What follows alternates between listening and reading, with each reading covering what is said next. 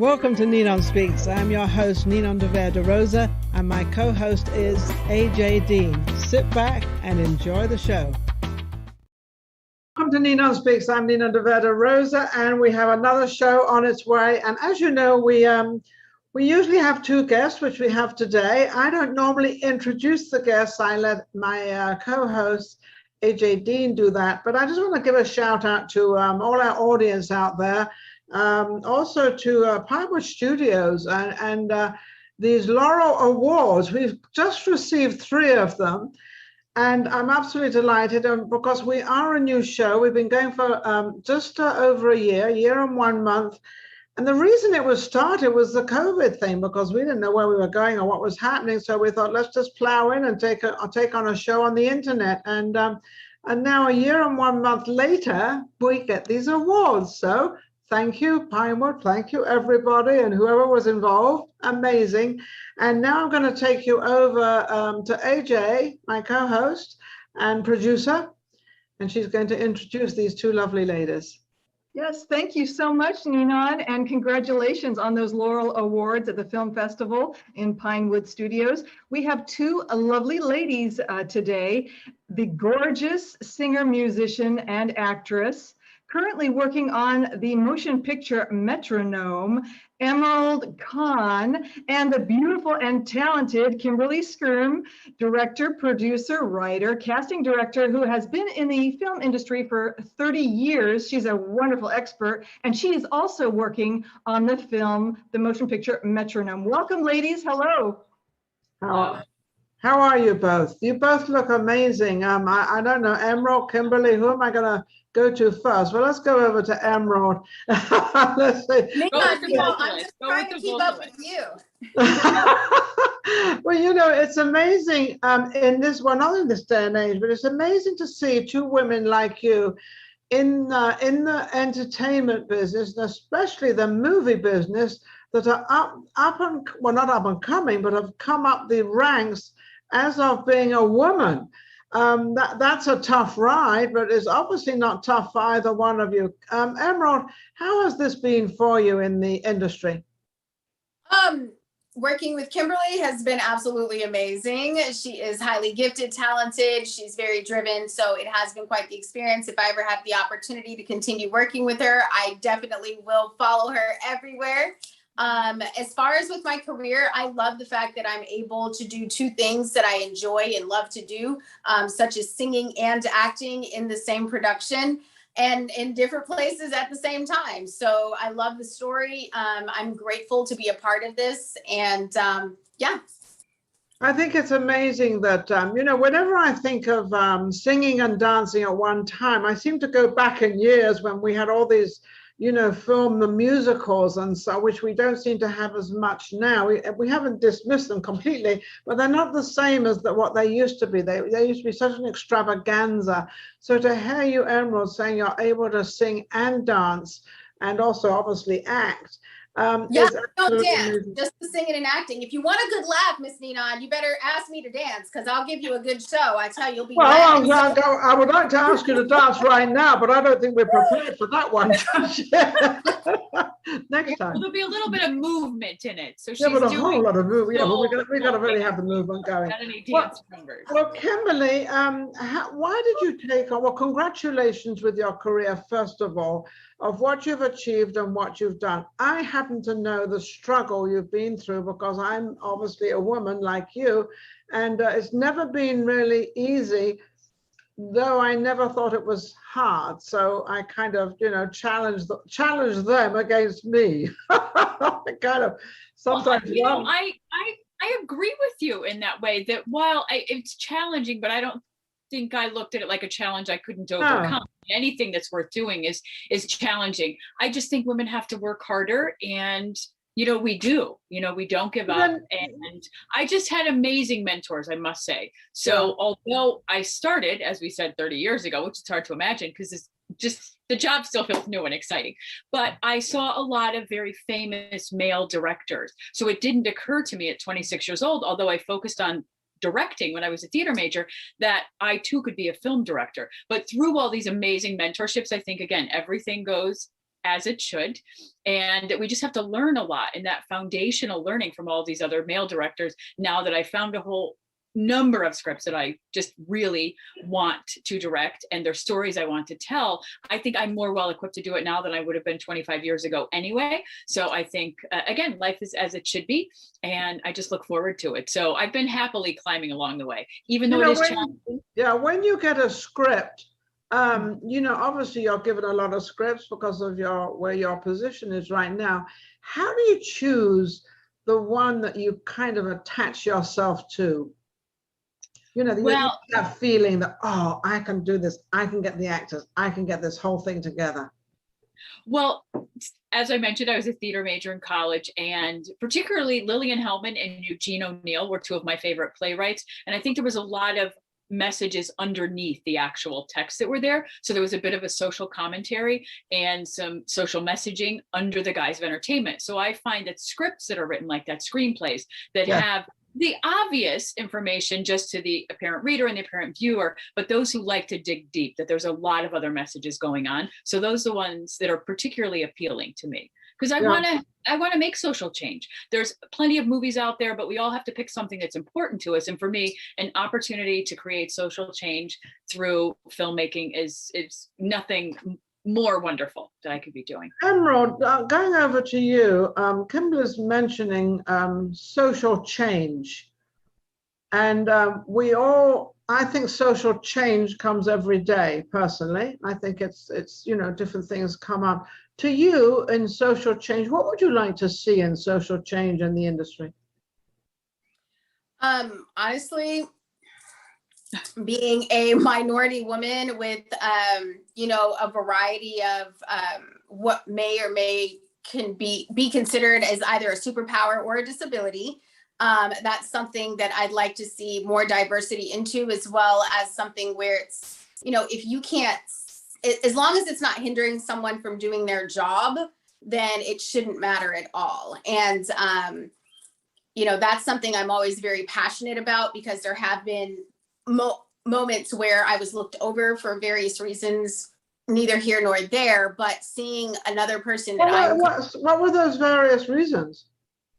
Well, I'll just say that when it's interesting when a person is classified or typecast, like sometimes it can be, I just don't fit it, and that's fine. But if I do fit the role, if I am good, and then there is a little bit of talk that's like, oh, did you see her so and so and so? And then it comes into something that just is probably inappropriate, then that makes a difference, because it weighs on a person, especially when you're nearby and you hear something of this nature. So, I mean, it's neither here nor there, because it's interpreted differently for everyone. So I don't really want to speak on that. I will want to speak on, sometimes it's tough to train somebody to do your job. But you do it so differently, when you're teaching someone to do the job that you wanted to do, and it's your job. So, you know what I mean? Things like that happen, and it's okay. I mean, this is business. And if somebody feels like they're better, then they're better. And it's kind of that way. So that's just my perspective. I definitely would like to see a little bit more, and some questions that I feel, being a person that's hard of hearing, being comfortable, being able to say that, and be okay without making it be a problem. Like, oh, Emerald's not going to be able to sing this song because she can't hear. Nope, just get me a pair of monitors. I'll be fine. I know exactly what I need. It's not going to do where my Emerald, I'll get back to you in a minute, Kimberly, but Emerald, you just touched my heart. Dr. Howard House, I don't know if you know him, was actually on my board for Kids Talk Foundation. And he dealt with, the hearing impaired and everything else. And I actually did a show from my other company, Voices of Tomorrow, of children that had hearing impaired. And everybody said to me, well, you can't have them on. They don't know what to say. And I said, of course they know what to say. Of course they know what to do. That was the second show I did with Voices of Tomorrow. And I gave them that platform. And it won an award. And it was one of the most beautiful shows. And then I did another show where the children were blind. And then I repeated the blind show about 10 years later. And I walked into the room and this girl turned around and said, oh, that's Ninon. And don't forget she can't see. And because she recognized the voice. So when you talk about a lot of the disabilities, I think it's amazing to try to open that up and to give them that opportunity to be able to, because they're just the same as anybody else. That in fact, sometimes they're better, to be honest with you. Absolutely, especially if it's something that's not preventing someone from doing a job. You know what I mean? I do. I know it well. I know it well in the film business. I know it very well in the film business, because there was another woman, I forget her name now, and she said, I've got her to be the ambassador for some big company. And she said, Nina, why did you do this to me? Because she had a disabled child, autistic child. And I said, well, why not? You can learn and get all these people. And of course, she got her child into the movies and everything. So, Kimberly, what do you think of all this with the disabilities? I mean, you know, these to have just as much advantage as anybody else? Well, having had the good fortune of just one experience, that I think there's things that people don't necessarily think about, is thinking outside the box and giving people these opportunities. I've had the pleasure of being at Gallaudet University, which is the university that is for deaf students. And there is an animation studio that's in-house there called Pigmental Studios. And to see at work a career that people wouldn't necessarily have thought about, but to do animation, you don't need to hear anything. It's all about seeing and tactile and visual. So to have had the owner think outside the box, it is amazing to have put the studio there so that she could be teaching a new skill to students that, again, they may not have been exposed to that otherwise. So we all can have an opportunity to find a new path, but you have to be introduced to these things. We also all have a box and introducing, anybody to anything you can find. Absolutely. We all have a disability of some kind. I'm sure I have quite a few floating around. But I am severely dyslexic with numbers and with letters, and I just always thought I was bad at math and was a terrible speller. And fortunately, because I'd been studying education before I was studying, that I figured it out myself years later. And then someone said to me very recently, well, how have you survived with that? And I said, well, nobody diagnosed me, so I had no idea. I had something wrong. So I just thought I was bad at math, and I thought I was a terrible speller. So I Google everything or look at a dictionary to spell things right. And I just double check all of my math. So, I think you find ways to adapt to any of it. So I think it's funny, you find ways, but the funny part is if you know you can't do something as well as maybe you think everybody else can, you divert into a place where you can learn something else and another way to get around it. Yes. And how you work that is to get around it. Then you know that, and then you all of a sudden know it all. And then you become smarter than the other people because you've taken the time to actually learn something in another way. Right, because you're finding the workarounds. I think that's what they call it in technology, workaround. Workaround. Now, did you two get together for this? Go ahead, Emerald, go ahead. I just wanted to add something real quickly before we lose this place. Quickly, go ahead. Things like when I lost my hearing, it was from an accident a few years ago. So in retraining, what I learned to do, and this has made a huge difference in my performance today, it's not just working around it, but it's in using everything. Because now on this side, I hear primarily using the sound of feeling, like the vibration. Whereas on this side, I hear immensely well. It's like mega massive super ear of hearing. So it's awesome because now in the studio, I'm noticing a huge difference. And in my performance, I've learned to not just adapt, but really emphasize and make something better than it was before. And so I just wanted to throw that in there. It's enhanced your performance as opposed to become a liability. Yes. Because you found a way. Because she recognized you recognized the ability you had, not the ability you didn't have. Yes. So you enhanced on one, and it's like, one side, you've got a left brain and a right brain, and they're supposed to work together, but they apparently do not. Mine rarely work anytime. But AJ, because this has kind of turned into a different show, talking about, we're still show business. But AJ, what do you feel about this?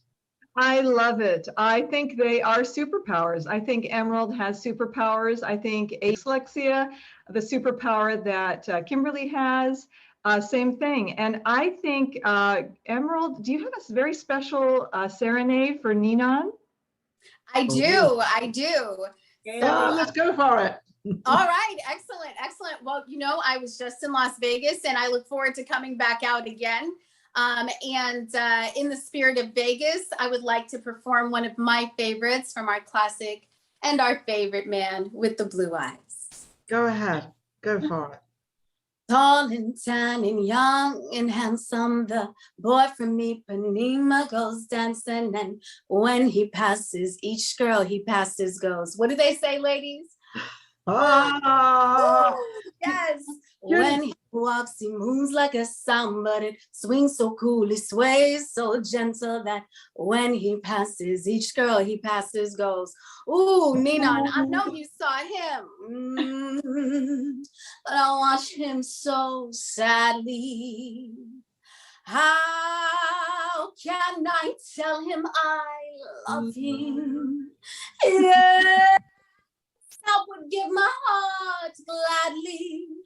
But each day as he walks to the sea, he looks straight ahead, not at me. Girl, can you believe it? No. Tall, fat, young and handsome, the boy from Ipanema goes dancing, and when he passes, I smile, but he doesn't see. Do you know, I gotta tell you, do you want to know something really funny? You want to really know? This was my husband. I was married to him for 29 years and he passed away. This was his favorite song, and he always sung this song to me. And it was a song, it was our song. Is that not amazing? That was our song. Amazing. Thank you. Thank you. Oh, it's so wonderful. Thank you. Isn't that beautiful? You've got a beautiful voice, and also to be able to just, sing out and without, the orchestra, whatever.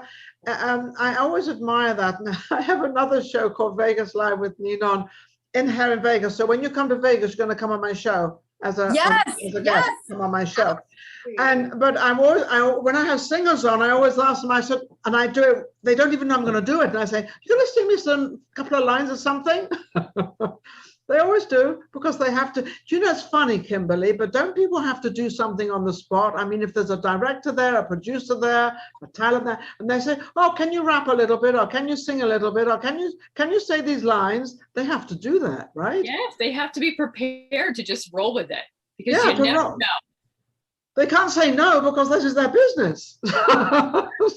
And if they do say no, I mean, that does say something about them, that maybe they're a little timid, they're a little nervous, they're not ready to just dive in. So to just dive in says a lot about, particularly in the entertainment business, that you're just ready to, pull your sleeves up and dive in. So let's talk about, Kimberly, what you've got coming up. You've got this movie coming up. What have you got coming up? Well, I think first to talk about, since Emerald and I are here on the show together, is we are working on Metronome. And I think you started to ask a question of how did we come together to do this? So we all are living in a world of the new world of Clubhouse. And I love as a storyteller, I like when it's very organic and I use my intuition. And so just being in rooms in Clubhouse, very specifically, we'll give Brian Rader a shout out because he had this great room, Rader's Coffee Talk on Clubhouse. And because of your exact point, that because he found out that Emerald was a singer, he said, "Well, would you like to sing?" And wisely, she said yes. So numerous times that I was in his room, he would always ask and she would always oblige and say yes, and she would sing. So after I heard her sing several times, one of the numerous projects that was on my desk is a film called Metronome. And there's a lead female who needed to be a vocalist. And after hearing the music, and we're still in the process of funding, but I thought, well, why not? I mean, I need a vocalist. I can see her picture. We've never met, mind you. I've only heard her voice singing and speaking, but I've seen the one photo of her. And I thought, I think she'd be an amazing Michelle. Let me just send the script. And to set an actor up for success, why pick a scene? Let me see what resonates most with her. So I send off the entire script, and wisely, she of course read the whole script. And I said, pick something that resonates with you. I got amazing scenes back and thought, let me just move this along, even though we're still in the funding and not really at casting yet. Why not? Because again, I was so inspired and my intuition was telling me to do so. So I then say, well, let's have a meeting with the executive producer. And it was working out perfectly in that she was also going to be in New Jersey and the film was taking place in Philadelphia. So I said, we have to do this Zoom audition. And then the night before, I remembered about a year ago, I had a young guy who was really interested in the lead male role, who read the script and said, I'd love to audition when you get to that place. So I thought, well, although it's 8 o'clock the night before, we're going to do the Zoom audition. Let me just see if he'll jump on and audition with Emerald tomorrow. So naturally, he being a wise actor said, of course. So, smart move. Smart move. I know. So the two of them got on. Again, they had never met either. It was only just brief interaction the night before and the morning of their audition. And they just brilliantly, even did they mold together? Amazingly. So the writer was over the moon, the executive producer was over the moon. And the big deal with the executive producer is this story is chronicling his life. So he was really seeing some young actor playing him back in his 20s, and then getting to see a young actress playing this woman, Michelle, who I get chills even telling the story, who was so influential in his life and falling in love with jazz and just starting to understand jazz. So he was just mesmerized.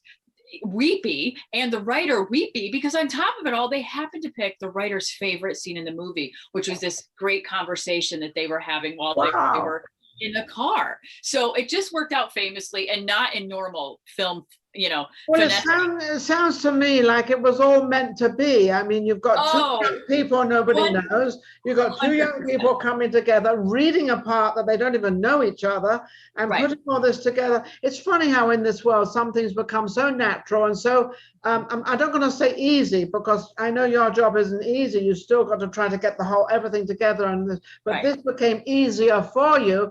But because of your experience and because of everything you've put into it, you recognized two people. Yes, that it was just magic. It was just, but you made the magic, though. Yes. Kimberly, you made I brought it all together. What do you think that is? Well, let's give you a compliment. Take it. Thank you. It's a it was just impeccable. And then she was going to be, Emerald was going to be in New Jersey. It just worked out perfect. So we shot 2 days, got some amazing footage, and just a lot of pieces are coming together for it. And I think that's because it's a story that needs to be told. It's a great fish out of water, and just people finding their own way in a new culture that, he was grown up in one place, but yet this new jazz culture was just something that really sparked just a personal growth in him. So yeah, it's just going to be an amazing film. And I'm just so happy that is it about the music industry, and is it about jazz, and is it about him in that business?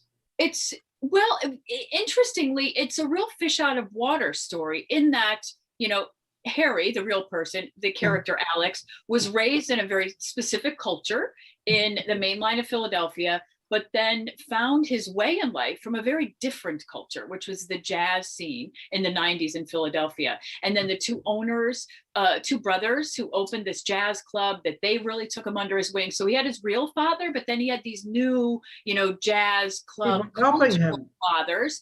And then Michelle was a huge influence too. And so it started a whole new trajectory for his life, because he had been in business school. So again, he could have ended up just being your standard, go get an MBA business person. And now he's been influenced by music and just a whole journey with all the stuff that goes on, in any kind of club scene. And then his journey through all of that and how it affected. And his journey through all of that, he decided to write a book, right? Obviously. Did he write a book, or was it just a screenplay he wrote? It came to a screenplay. And again, his life is quite prolific. There's about 6 screenplays. This is just one of the many. It's chronicling some of the various different stories, but a lot of other just meant to be's. There was another actress that I asked to be in, our 2-day shoot.